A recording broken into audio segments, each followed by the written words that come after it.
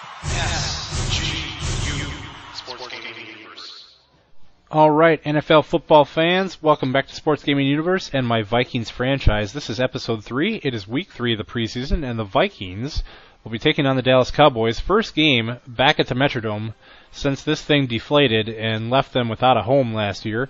It's been repaired, for better or for worse, and the Vikings will be hosting the Cowboys in a meaningless preseason game to open the place back up. So there we go, getting to run back out of the Viking ship one more time, and as they still fight for the chance at a new stadium, they got to play in this dump a little longer, repaired or not, the new turf, new roof, and a new season for the Vikings. So there's Christian Ponder leading the squad out, although he will not get the start. It'll be McNabb, of course, probably for about a half of football here against the Cowboys. So as you see Percy and AP getting ready to come out of the tunnel, Percy will be first, of course, and AP will round out the group of starters as they wait for him to be announced and running out of the Viking ship to fireworks, cannons, all the good stuff. That is a loud and noisy home game at the Metrodome, of course, not so much in preseason. So the Cowboys coming to town, and the first time since the playoffs a couple years ago. This one, of course, is meaningless, but McNabb comes out to take control of the offense in the first quarter, and as he does so, they'll get ready to run some plays, and they want to get AP some reps, so that's what they do right off the bat there. And the Vikings offense takes to the field for the first time, trying to work the rust out, get ready for the regular season. McNabb throwing quickly this time to Kleinsaucer. That's good enough for a first down. Short little pass for 5 yards, but it keeps the chains moving, and that's what you want to see from an offense in the preseason. McNabb going to throw again, this time to Michael Jenkins, his new wide receiver that's come over from the Atlanta Falcons this year. Looks to be one of the primary targets, so got to work for him a bit. Handing off to AP again. This is a nice run up the middle, punishing a few people as he goes, getting, almost 20 yards there on that play. And so the offense is moving in their first attempt. Again, it's going to be a handoff to AP. He's got even more room this time. Finally taking down, but not until he's inside the 20. So more red zone offense for the Vikes. This typically tends to be a problem, but AP running right up the middle for another first down. They've got first and goal now. The Vikings historically have troubles in the red zone with their offense. But looking for Berrien here, third and goal. Yeah, they are going to be stopped short. That the field just shortens and it's harder to run your routes with less room there. They're not able to punch it in, so Longwill will get the field goal and get them on the board, 3-0. So first drive pretty decent, stalled out near the goal line, but they get 3 points. And so it's Romo to work on the other end, and he's going to be harassed right from the start here. Coming around the end is Brian Robinson, gets his first sack of this game. So he's taking the place of Ray Edwards this year. He's got a lot to prove. He's been paid some money, and he's going to be taking over that spot opposite of Jared Allen. And so he may benefit from that, but he'll have to prove that he can play every down, and this is the start of that. So on third and long, they're able to connect with Miles Austin there. As you'll see, Austin burns, I believe that's Winfield even, right off the line on some bump and run coverage, and he's able to get about a 20-yard gain and keep the chains moving. 3rd and 6 now for Romo, looking to throw to Holly. Holly makes the catch, and this will be a measurement as to whether they got the first down. That's 3rd and 6. So the measurement will give them a first down and keep the chains moving for the Cowboys. So the boys, with Romo at the helm here, hitting Witten, that Romo to Witten, that'll be a big combination all year long. Right there, it gets them a first down and keeps them rolling into Vikings territory at about the 35-yard line, testing this sometimes questionable Vikings secondary. But what's not questionable is Kevin Williams coming right up the middle in Romo's face. Another sack. Robinson gets loose there, but not before he dumps off to Witten. 3rd and 14, though, so a long third down conversion to try to make here. And, oh, boy, coming off the edge there, I believe it's Kevin Williams once again in Romo's face. So that drive ends with a thud here as you see Kevin Williams leaping over somebody to get to Romo. He's looking like he's in regular season form. So Roma Shadu, he drops the ball often, but this one he does not. He hangs on to for McNabb. Quite a nice catch, actually, finding Berrien once again.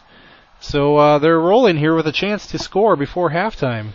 maybe make this a 10-0 game before half. 15 seconds left, though. He fakes left, throws right, and unfortunately, he threw to Harvin in double coverage, and that's no good. Newman picks it off. So the Vikings' final drive of the first half is thwarted there by Newman picking the ball off, and the half will end with a 3-0 score, Vikings in favor, and that'll probably be it for the starters in this game. As we go to halftime, McNabb not terribly impressive, but not terrible either. AP got a few decent rushes in, so things look okay from the starters. Different wide receivers are chipping in. Now, very first play of the second half, Choice takes off up the middle, and nobody's going to catch him. The funniest part about this play is Percy Harvin's playing in the secondary. Yeah, the backup logic is a little bit flawed in this game. Going down the depth chart, apparently Percy was there on the 5th or 6th spot. But that holding call takes that long run back, so no touchdown. And the very next play doesn't go very well. So 3rd and 20 now, Kitna in the ball game. Probably wishes he wasn't, as he gets sacked right at the 1-yard line. Well, they mark it at the 2. But regardless, he eats turf here against the second-team Vikings defense. Blitzing there, I believe it was Reed, or not blitzing, he came from the defensive tackle spot, or defensive end spot. But here's another part of the bad logic. They flip-flopped the kicker, so Bueller, the place kicker, was punting. That didn't go very well, and the Vikings get the ball at the 20, handing off to Toby Gerhardt, gets about 6 yards on that rush. This drive also stalls out, and Kluwe now into the kick. How about this? Chris Kluwe?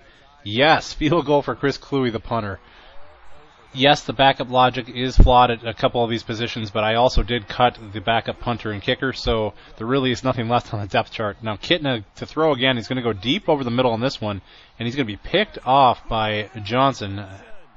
2 Vikings defenders were there, and either one of them could have picked this ball off, but Johnson gets the pick. So Kitna, an ill-advised throw, turns over the Cowboys once again.